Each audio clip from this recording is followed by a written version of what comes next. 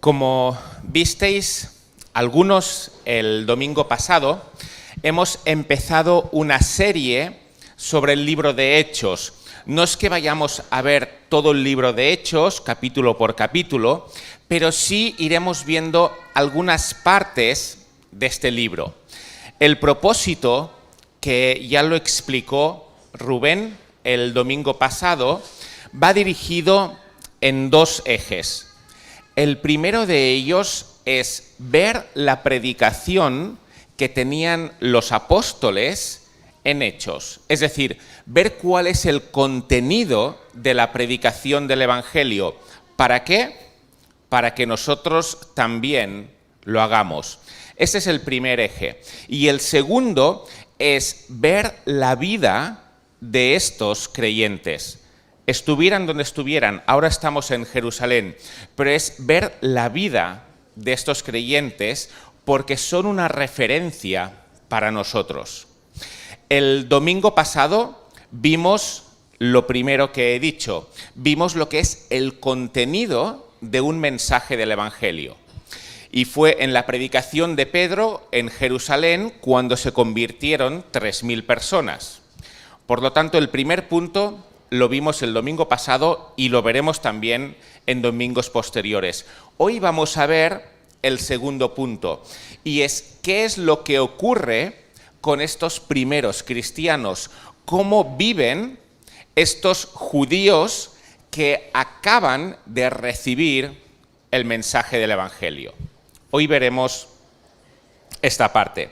Os pido que me acompañéis en la lectura y si tenéis Biblia o si tenéis móvil, pues que lo abráis en el libro de Hechos, en el capítulo 2, y hoy veremos los versículos del 40 al 47. El libro de Hechos, capítulo 2, y los versículos del 40 al 47. Dividiremos este texto en tres partes, y la primera de ellas son los versículos 40 al 42. Así que si lo tenéis, lo podéis buscar. Y aquí dice, empezando en el versículo 40, y con otras muchas palabras testificaba y les exhortaba, está hablando de Pedro, diciendo, sed salvos de esta perversa generación.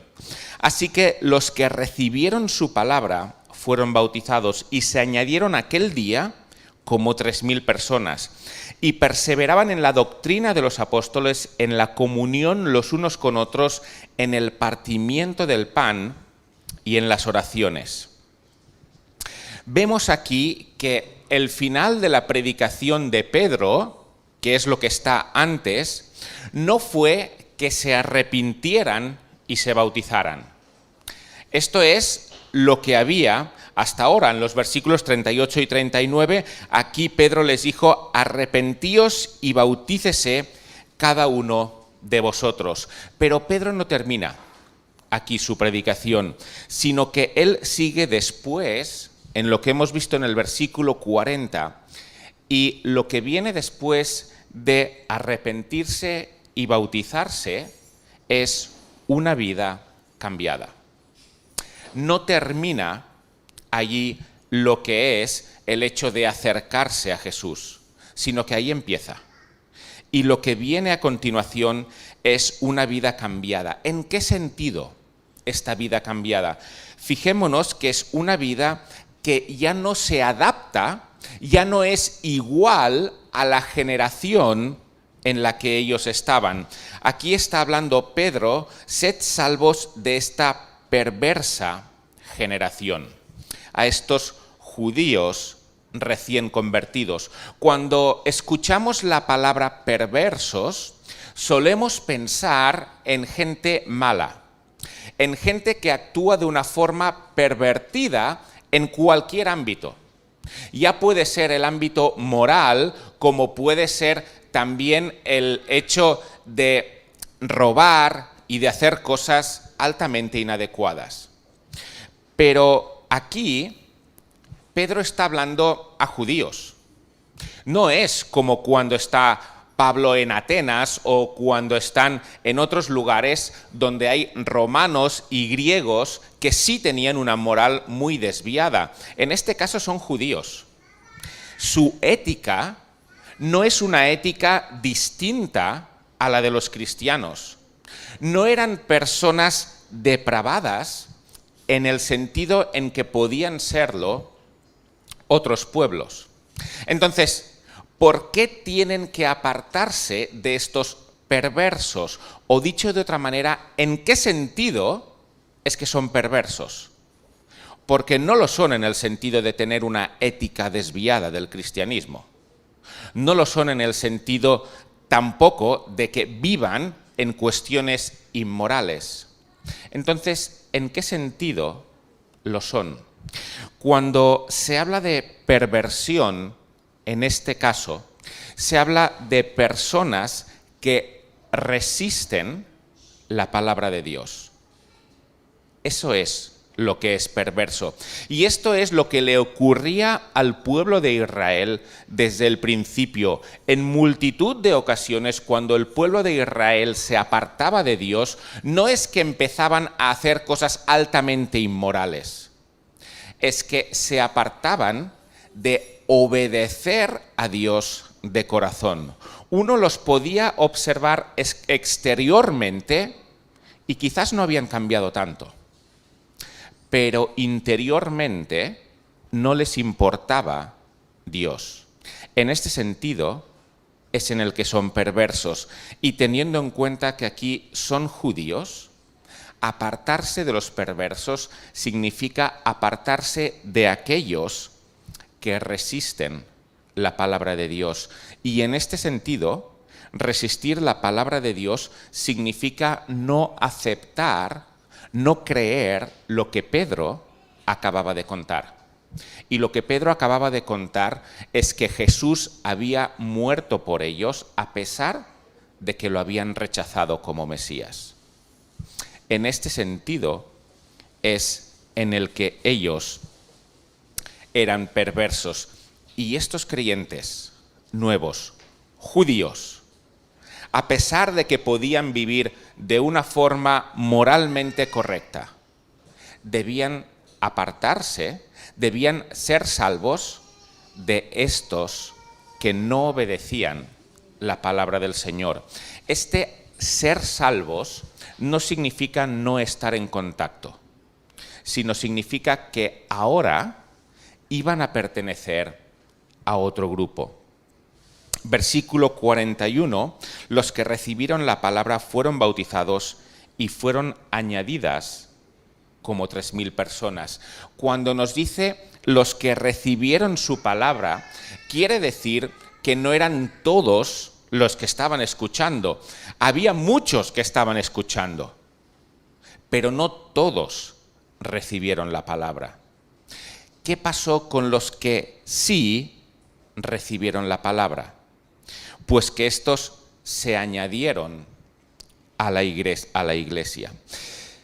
Vemos que se bautizaron, que creyeron, y según aquí Lucas nos está narrando, no ocurrieron hechos sobrenaturales. No pasó lo mismo que había pasado cuando los apóstoles estaban reunidos, que vino el Espíritu Santo. Ahí sí que ocurrieron hechos sobrenaturales, pero aquí lo que ocurrió es que creyeron y fueron bautizados. Esto, creer y ser bautizados, no la presencia de elementos milagrosos, sino esto es lo que hace que las personas se añadan a la iglesia. Y esto de añadirse, como nos está diciendo aquí el versículo 41, significa que estas personas, estos judíos nuevos que recibieron el mensaje, dejaron de pertenecer parcialmente como mínimo a un grupo, a su grupo, y lo que pasó es que pasaron a añadirse a otro grupo. Aquí Pedro no está hablando de conversiones privadas, individuales, que permiten seguir en el mismo grupo donde uno está sin identificarse con otro grupo, sino que estas conversiones, el hecho de recibir el mensaje, les identifica necesariamente con otro grupo. Y este otro grupo es la iglesia. Ellos tenían que cambiar de comunidad. Antes estaban en una comunidad que resistía esta palabra de Dios. Ahora ellos tenían que unirse a otra comunidad. Se añadieron. Una comunidad que no debe ser perversa, en el sentido de que no debe de resistir la palabra de Dios. Tiene que recibirla y tiene que cumplirla. Y esto implica, según lo que estamos viendo, añadirse a una nueva comunidad.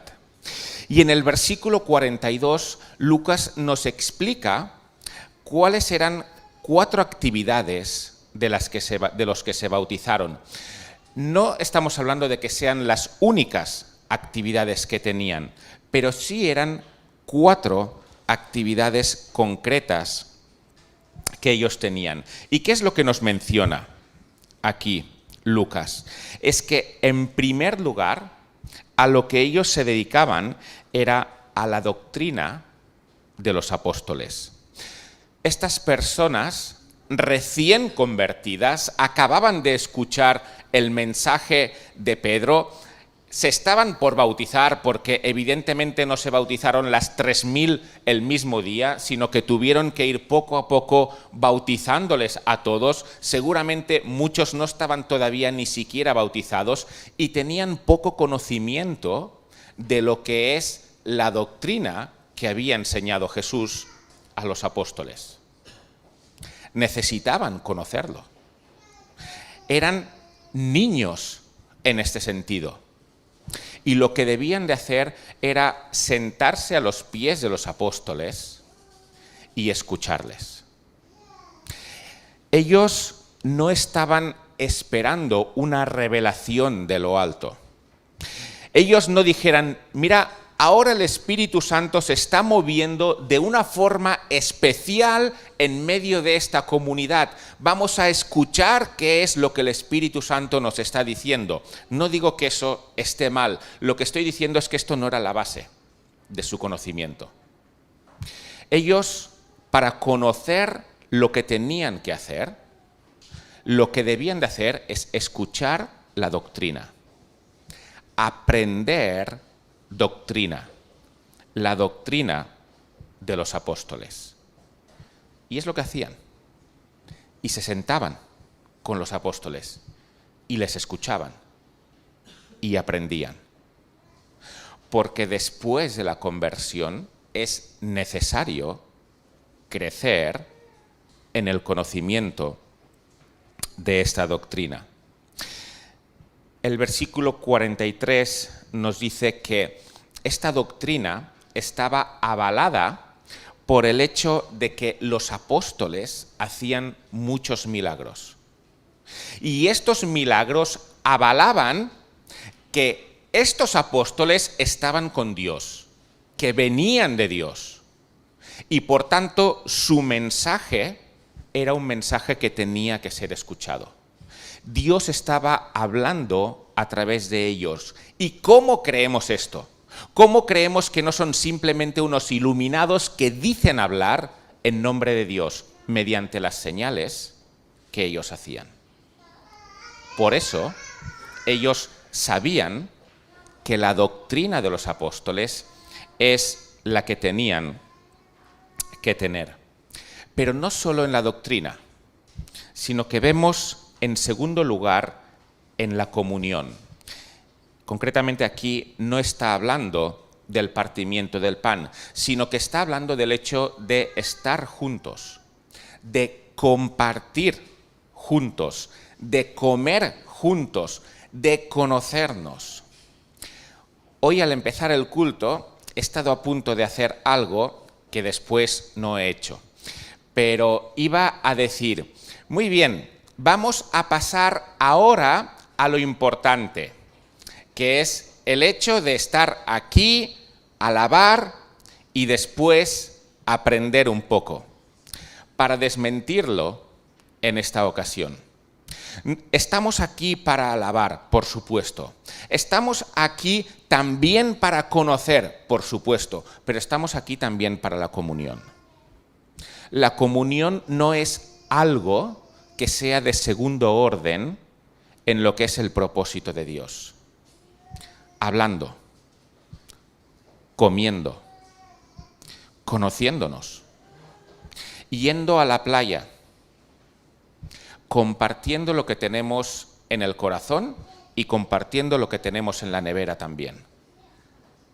Todo esto no son aspectos de segundo orden en lo que es la vida cristiana. Y en nuestra mente, que está tocada por el pecado, muchas veces pensamos que es así. Bueno, vamos a pasar a lo importante, vamos a pasar a la palabra. Por supuesto, la palabra es importante, pero no es lo único importante. Hemos visto que ellos se añadían a una comunidad. Y se añadían a una comunidad precisamente para no vivir individualmente el cristianismo. El cristianismo auténtico no está diseñado para vivirse individualmente. Y yo supongo que muchos de los que estamos aquí, y yo el primero, podríamos decir que seguimos aquí gracias a la comunidad. Porque si lo hubiera tenido que vivir solo, si me hubiera tenido que enfrentar solo a lo que me enseñaron en la universidad, a los amigos que tenía que no son cristianos, si me hubiera tenido que enfrentar solo a todo esto, hoy no estaría aquí. Pero Dios ha usado esta comunidad, esta comunión, para mantenerme hasta ahora. Y sé que si quiero mantenerme de ahora hacia el futuro, no debo despreciar esto tampoco. Esta comunidad es importante. En tercer lugar, algo en lo que también ellos perseveraban, en el partimiento del pan, en lo que hemos hecho ahora, en partir el pan y la copa. Solo que lo hacían de una forma que probablemente era más atractiva. Y es en medio de una comida, comiendo juntos, compartiendo juntos. Ahí es donde se comía, no un trocito de pan, no digo que eso esté mal, lo hacemos cada domingo, está bien, es un símbolo. Pero ya no un trocito de pan, sino un trozo de pan. Y no una copita, sino una copa, una. ¿Por qué? Porque esto simbolizaba también que todos pertenecían al mismo cuerpo. Y esto les tenía que recordar, mira, el pan que hemos partido es uno. Por supuesto no podían comer los 3000 juntos. Estaban separados en diferentes casas, en pequeños grupos. Y parten un solo pan y ese mismo pan comen todos. Y están viendo que todos participan del mismo pan, recordando que todos participan del mismo cuerpo. Que todos son uno, igual que ese pan era uno. Esto es lo que ellos hacían. Y hoy también, en este sentido, hemos tenido una experiencia aquí que nos ayuda a comprender algo mejor esta unidad. Y es que hemos sido más y diferentes de los que solemos ser habitualmente. Pero hemos participado de un mismo pan, y era un mismo pan, antes de ser partido, porque somos del mismo cuerpo.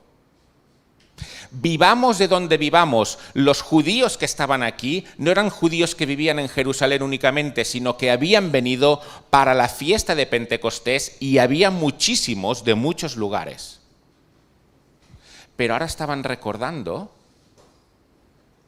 que eran un cuerpo, comiendo del mismo pan, fueran de donde fueran, participaban de lo mismo. Y en cuarto lugar, algo en lo que también ellos se hacían firmes, en las oraciones. Ellos oraban. Y si lo dice en este contexto que lo está diciendo, en un contexto donde lo que están haciendo son actividades que se hacen en común, suponemos que estas oraciones también eran en común. No son oraciones únicamente individuales que cada uno podía y debía hacer, que seguro que sí, sino que debían ser oraciones para las que se reunían y las hacían juntos. Y de esta forma ellos empezaron a vivir esta nueva comunidad. Para nosotros, el hecho de perseverar en la doctrina de los apóstoles, algo que ellos hacían, es perseverar en aquello que los apóstoles nos han dejado escrito. Debemos aprenderlo, debemos estudiarlo, debemos comprenderlo cada día mejor. Sé que no somos como estos creyentes que se acaban de convertir en ese momento y estaban creciendo. Pero a pesar de que no estemos en ese estado, sí estamos en un estado en el que necesitamos aprender más. Necesitamos volver a esta doctrina de los apóstoles, estudiarla. Y no para que se quede aquí en la mente, sino para que nos transforme, para que nos cambie. Esto es lo que los apóstoles pretendían. Sed salvos, añadíos a esta nueva comunidad. Esto implica cambios, pero los cambios empiezan en la mente, aprendiendo. Después pasan a ser valores que creemos y entonces lo practicamos. Pero no podemos pretender una transformación si no avanzamos en conocimiento. Estemos en el estado que estemos en el conocimiento. La Biblia, el Nuevo Testamento y también el Antiguo, pero hablemos de la doctrina de los apóstoles, es nueva cada día. Podemos aprender de ella cada día y debemos aprender de ella cada día. Algo también importante, que ya lo he nombrado, y es que no pensemos que hay cosas que están aquí a nivel de importancia y ahora abrimos la Biblia y ahora pasamos a la parte importante del culto, sino que en el diseño de Dios la palabra es importante, por supuesto, pero también la comunión, también las oraciones, también la alabanza. Estos rangos, estas jerarquías de diferencia en cuanto a importancia, deberíamos de revisarlas para hacer de verdad e imitar de verdad lo que es la experiencia y la vida de estos creyentes. Hasta aquí la primera parte del texto. Vamos a pasar a la segunda, los versículos del 43 al 46. Y aquí dice: sobrevino temor a toda persona y muchas maravillas y señales eran hechas por los apóstoles. Todos los que habían creído estaban juntos y tenían en común todas las cosas, y vendían sus propiedades y sus bienes y los repartían a todos según la necesidad de cada uno, y perseverando unánimes cada día en el templo y partiendo el pan en las casas, comían juntos con alegría y sencillez de corazón. Versículo 43, aquí dice: y sobrevino temor a toda persona. Lo que estaba ocurriendo ahí es que había habido fenómenos sobrenaturales en Pentecostés. Esto es asombroso lo que estaba pasando y lo veían todos, pero es que además se hacían muchos milagros a través de los apóstoles. Esto asombraba a las personas, pero algo que ocurre cuando Dios se manifiesta. Y en este caso Dios se estaba manifestando. Algo que ocurre cuando Dios se manifiesta es que hay temor. Y aquí es justamente lo que está ocurriendo. Dios se está manifestando de una forma especial, incluso como vemos que hoy no se está manifestando. No vemos este tipo de milagros a nuestro alrededor, ni tampoco días como el de Pentecostés. Pero aquí sí que se estaba viendo. Y la manifestación de Dios conlleva temor para todos. Temor para los cristianos y temor también para los no cristianos. Esto es lo que ocurre de verdad cuando Dios se manifiesta. Podemos recordar el capítulo 6 de Isaías, cuando aquí Isaías se ve de repente en la presencia de Dios y lo que hace Isaías no es, ¡ostras, qué chulo! ¡Qué bien que estoy aquí! Ahora voy a ir a todos y a explicarles esta experiencia porque me estoy sintiendo como levitando en la presencia de Dios. Lo que experimenta Isaías cuando está en la presencia de Dios es temor. Porque uno ve cómo es Dios en cuanto a santidad y cómo somos nosotros, y esto da temor. La manifestación de Dios provoca temor, y este temor debe llevarnos a acercarnos a Él en humildad, sabiendo que no somos dignos. Y en el caso que ellos sabían de la predicación de Pedro a través de Jesús. Pero Dios, manifestándose, da temor. Estas maravillas y señales, según vemos aquí, eran hechas por los apóstoles, precisamente para avalar el mensaje que tenían. Versículos 44-45 se nos narra algo que en principio puede parecer extraño y dice que tenían en común todas las cosas. Vendían las propiedades y lo compartían todo. ¿Qué es lo que había pasado aquí para que ocurriera esto? De repente se convierten 3.000 personas. Y esas 3.000 personas se están quedando en Jerusalén y están aprendiendo a los pies de los apóstoles, a los pies de los maestros. Pero estas 3.000 personas necesitan comer, necesitan dormir, tienen necesidades. Hasta aquel momento eran 120 creyentes. ¿Cómo van a atender 120 a 3.000? Y ahora veremos que este número de 3.000 iba en aumento. ¿Cómo los atienden?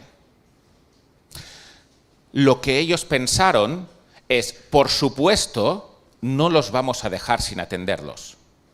Hay que alimentar a estos 3.000, porque tenemos que perseverar juntos. Y lo que pensaron es, vamos a vender lo que tenemos y de esta forma vamos a suplir las necesidades cuando vayan apareciendo. Un gesto espontáneo, fruto del amor que tenían al vivir en comunidad y al entender el amor que Jesús había derramado en sus corazones.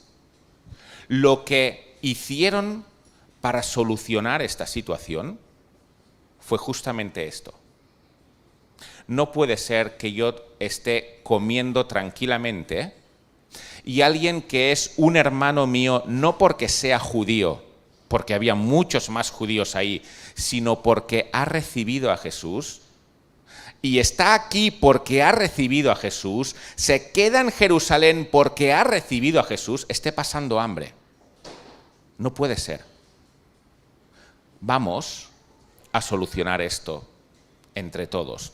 Hace poco tuvimos una campaña aquí en Santa Coloma y en San Boi, donde vinieron 40 misioneros, y le podéis preguntar a Nieves, la mujer de Rubén, el show que es alimentar a 40 personas durante una semana.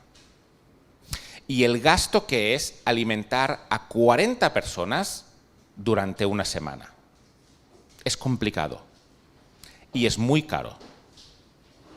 Imaginémonos 3.000. ¿Cómo iban a hacerlo? Esta es la forma en que lo pensaron.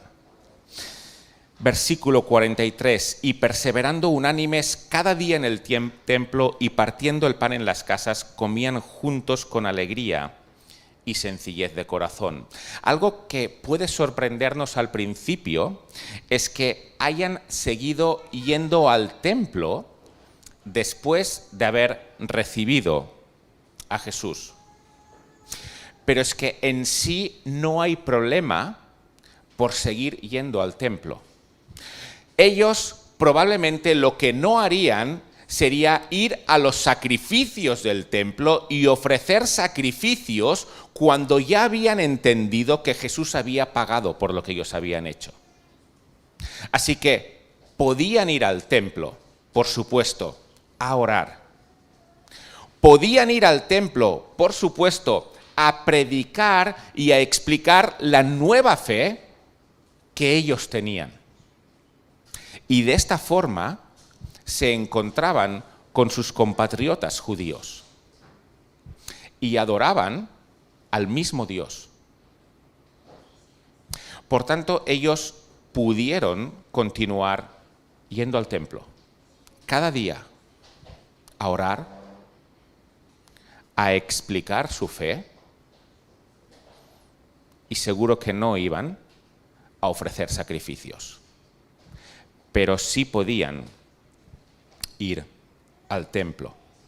Cuando dejaron de ir, no fue tanto por una decisión suya de que no quisieran ir, sino porque se les puso en contra la persecución iniciada por los judíos, precisamente, y entonces ya tuvieron que dejar de ir al templo.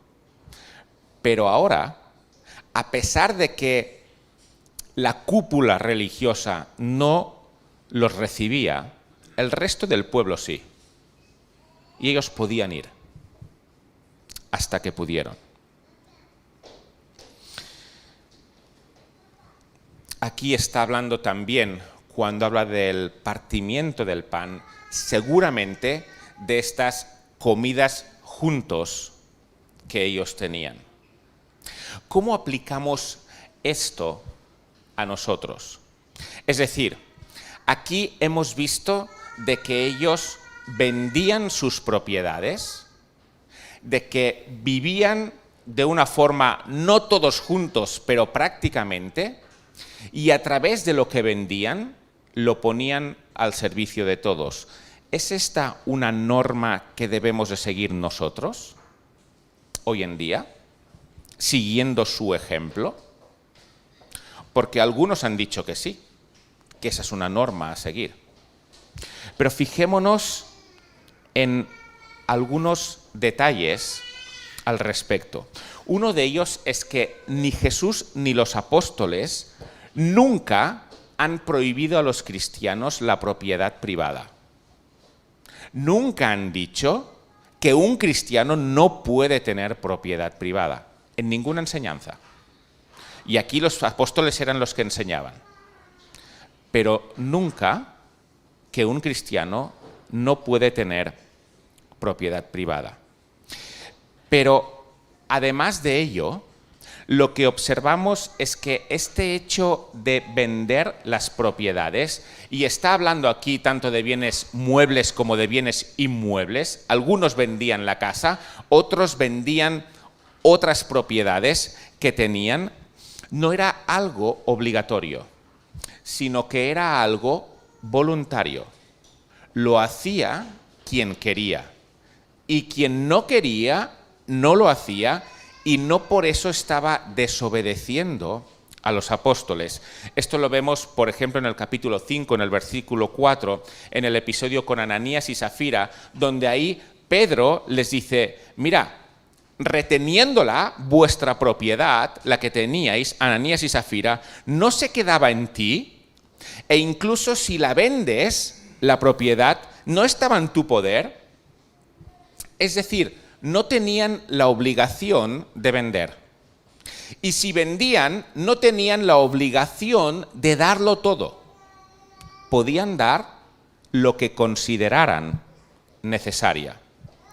Y es más, si nos fijamos en el versículo 46, dice que iban de casa en casa. Si todos habían vendido su casa, ¿cómo podían ir de casa en casa? Era imposible.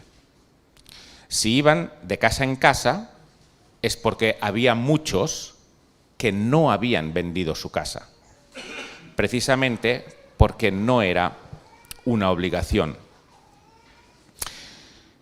Y luego además observamos que esta norma, esto que hicieron aquí de vender sus posesiones y de compartirlo entre todos, no es una norma que se hiciera en el resto de iglesias, ni es un mandato que hayan dado ninguno de los apóstoles. Vemos la iglesia en Antioquía y no hacía esto, vemos la iglesia en Tesalónica y no hacía esto, vemos el resto de iglesias y ninguna hacía esto. Por tanto, este hecho concreto de vender y de ponerlo todo a disposición no es algo que se deba de seguir literalmente. Ahora bien, ¿esto quiere decir que no nos enseña nada? ¿Esto quiere decir que no sacamos nada de esta actitud de ellos? Ni mucho menos. Esto nos dice cuál debe de ser nuestro corazón. Y si bien es cierto que no es necesario vender las casas, ni los coches, ni lo que tengamos para ponerlo todo en común, lo que sí es necesario es atender al necesitado. Lo que sí es necesario es el hecho de ver a alguien que padece necesidad y no pasar de esta necesidad. Y esto sí era una norma en todas las iglesias. Y esto sí era una norma que tanto Pedro como Pablo instan a cumplir, y recordamos especialmente a Santiago, donde dice, mira, si tú ves a tu hermano padecer necesidad y te da igual y le dices un que Dios te bendiga, entonces el amor de Dios no mora en ti. Por lo tanto, sí sacamos una importante enseñanza de esta actitud de estos hermanos, y es que la necesidad de los demás no es algo que nos deba dejar indiferentes. Y debemos de mirar, de ayudar. Seguramente no hará falta vender las posesiones, ni los coches, ni nada. Pero lo que no puede ser es que tengamos un hermano al lado que no tenga que comer y nosotros nos vayamos a dar un banquete. Si estamos en esta situación, revisemos en quién estamos creyendo. Y vamos a ver para terminar el versículo 47. Aquí dice, alabando a Dios y teniendo favor con todo el pueblo, y el Señor añadía cada día a la iglesia los que iban siendo salvos. Hasta ahora, lo que hemos visto son actividades que ellos realizaban entre ellos. Podríamos llamarlo así, actividades internas. Ellos estudiaban la doctrina entre ellos, ellos oraban entre ellos practicaban la comunión entre ellos, y ese texto nos sugiere que va más allá, y lo que hemos estado viendo es algo que hacían como pueblo para ir creciendo. Pero si nos fijamos en estos hechos como actividades de la Iglesia, quedaremos cojos.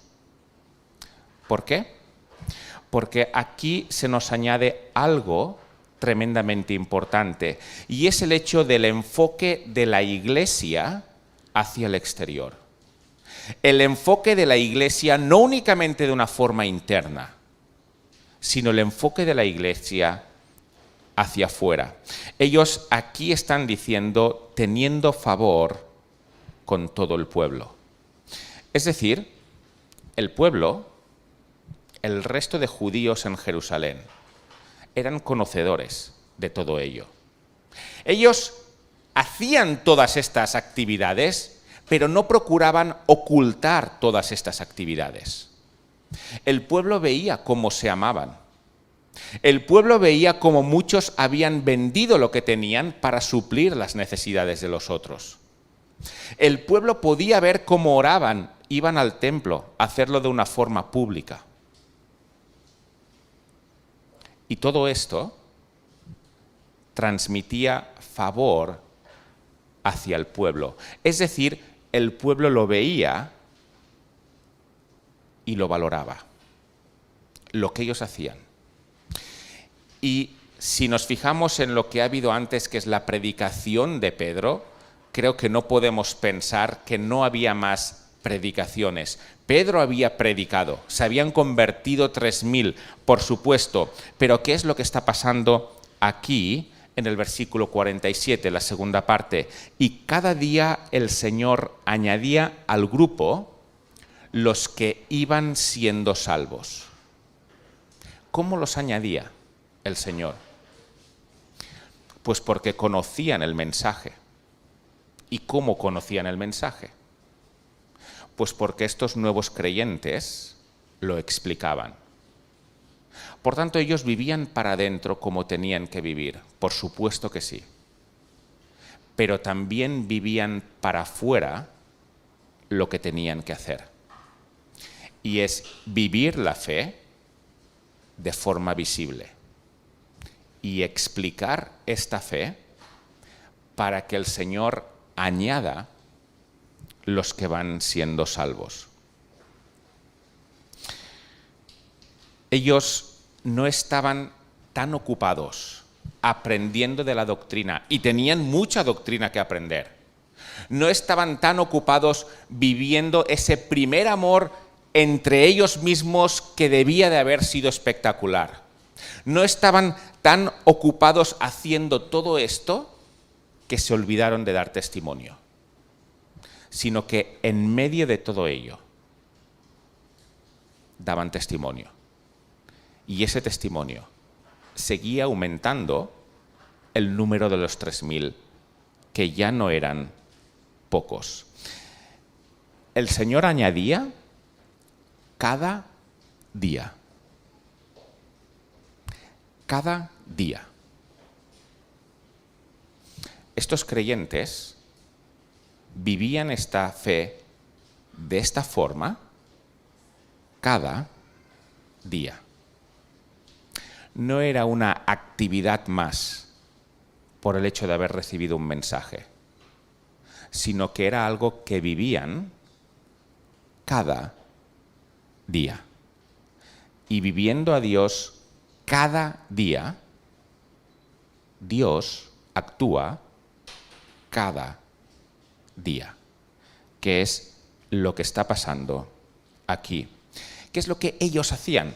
Ellos perseveraban, ellos oraban, ellos partían el pan, ellos vivían en comunidad, ellos añadían a la iglesia. No, aquí el sujeto es otro.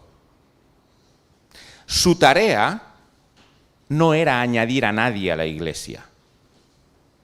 Su tarea era perseverar en lo que tenían que perseverar. Y entonces Dios hacía su parte. Y el Señor es el que añadía a esta comunidad. Qué lección para nosotros también, ¿verdad? En muchas ocasiones pensamos, y más estando en un punto de misión, en estrategias para alcanzar con el mensaje a las personas que todavía no lo tienen. Y esto es importante. y no tenemos que dejar de hacerlo. Pero sobre todo lo que no tenemos que dejar de hacer es vivir la fe tal y como se tiene que vivir.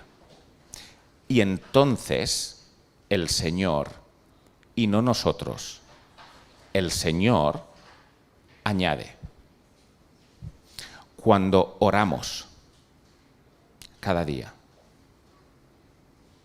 orar, no dar gracias por los alimentos, orar, ponerse de rodillas, ponerse con una lista delante, pensar en las personas, hacer lo que hemos llamado Operación Andrés de una forma continua. No únicamente cuando hay una campaña. Aquí se van añadiendo las personas, por supuesto con una gran campaña como la de Pedro, pero también día a día. Orar. Una comunidad que ama y se nota. Una comunidad que aprende. Y una comunidad que obedece, partiendo el pan y recordando a Jesús. Haciendo esto, el Señor añade. Campañas, por supuesto que sí. Estrategias, por supuesto que sí. Pero que esto no nos despiste de lo importante. Porque campañas y estrategias perfectas, sin una iglesia que ora, sin una iglesia que aprende, sin una iglesia que crece, sin una iglesia que ama, según lo que vemos aquí, no van a servir de nada. Y en segundo lugar, ¿qué es mejor? Imaginemos que tenemos aquí a alguien equivalente a Pedro, que predica cada semana y cada semana se convierten 3.000 personas. Brutal, ¿verdad? Increíble. Si cada semana se convirtieran 3.000 personas, ¿cuántos años tardaríamos en alcanzar a la población mundial? Sé que es muy difícil hacer este cálculo mentalmente, así que os voy a dar el resultado. Más de 44.000 años en alcanzarlos a todos. No llegamos. Demasiado tiempo. Han pasado 2.000 años desde esta predicación. Para llegar a 44.000 nos falta mucho. Pero ahora pensemos que no tenemos a un Pedro que predica y se convierte en 3.000 personas, pero tenemos a un Pablo, a una Daniela, a una Montserrat, a una Flora, a un Jesús, todos nosotros, y todos nosotros predicamos a uno. Y le enseñamos a este uno a predicar a otro. Y este otro a otro. ¿Cuánto tardaríamos en alcanzar los 7,8 millones de personas del mundo? Antes, 44.000 años, algo más. ¿Cuánto tardaríamos así? Si en lugar de sumar 3.000 más 3.000 más 3.000 más 3.000, hacemos 2 por 2 por 2 por 2 por 2. Pues en lugar de tardar 44.000 años, tardaríamos 33 años en alcanzar a los mismos. ¿Qué nos enseña esto? Nos enseña que lo importante no es tener a un super Billy Graham predicando cada semana y que cada semana se conviertan muchos.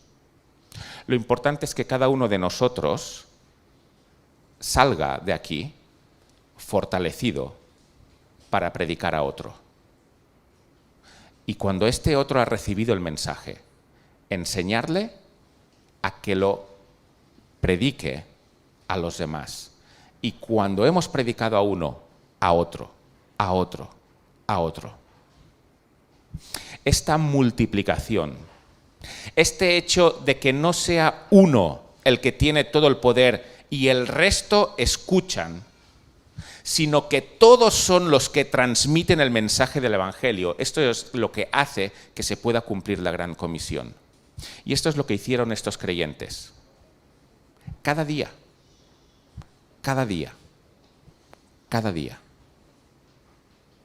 el Señor iba añadiendo a su iglesia. ¿Nos unimos?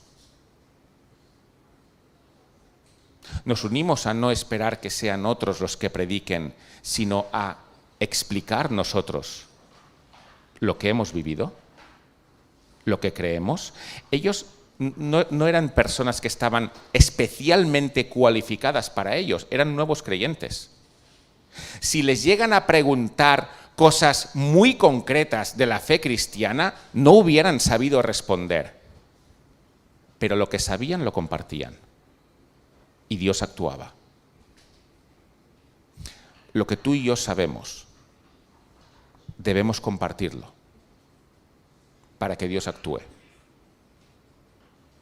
Orando, aprendiendo, viviendo y que Dios añada, que esa es su tarea.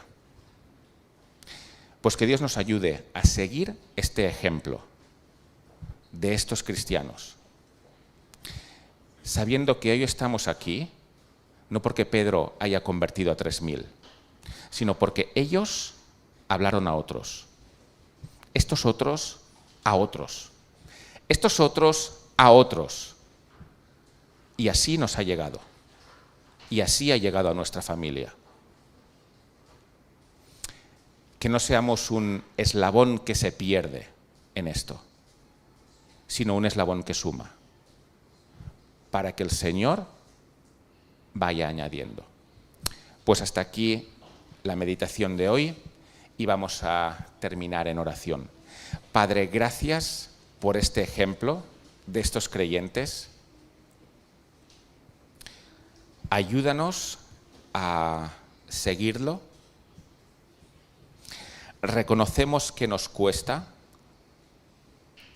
Reconocemos que hay muchas cosas que juegan en nuestra contra y que no sabemos gestionar bien. Complejos, pensar que nos van a rechazar, pensar que ya conocen el mensaje. Padre, líbranos de todo ello, con tu doctrina, con las oraciones, con la comunión.